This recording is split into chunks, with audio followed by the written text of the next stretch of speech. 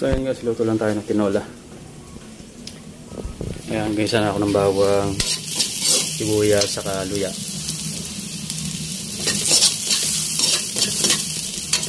Tapos yung chicken, nilaga ko na kanina. Tapos nagisa na ako ng mga pang aromatic niya.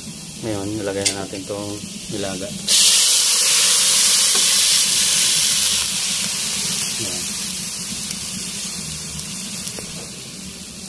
Diba? Meron lang kasimple.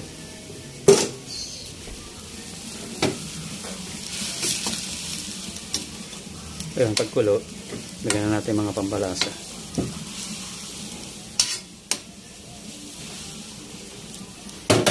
Ayan. So maglagay na tayo ng konting paminta lang.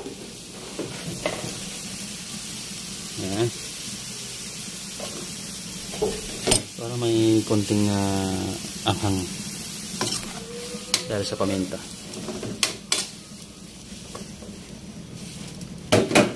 Yes. Lagyan na rin natin ng asin. Konting asin lang. Ayan.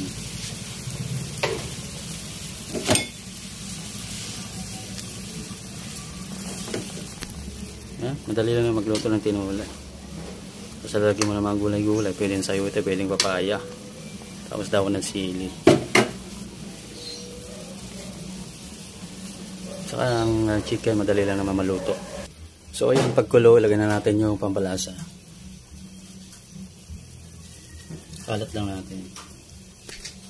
O diba? Simple lang naman yan. Halo natin. Madali maluto yan.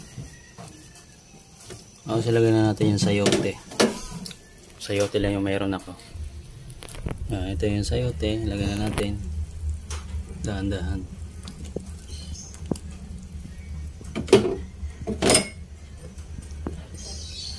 Ayan. So mga 5 minutes lang to, luto na. Tapos ilagay na natin yung daon ng sili. So takpan muna natin. Ayan. Ayan, after 5 minutes, tignan natin ang niluluto natin.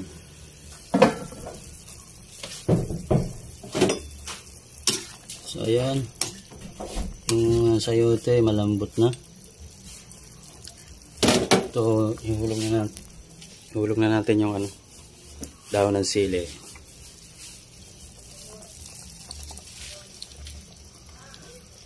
Ayan. Huwag natin ihalo, ilubog lang natin ng ganyan. Ayan, di ba? Madali lang maluto ito. Seconds lang, okay na.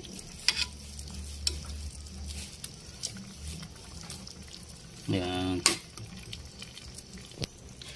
Tapos na. Luto na to.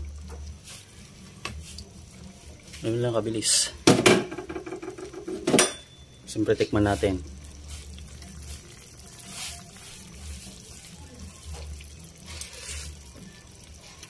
Sakto lang talaga. Gamay na talaga yung mga timplara. So, ganoon. Ready to serve na.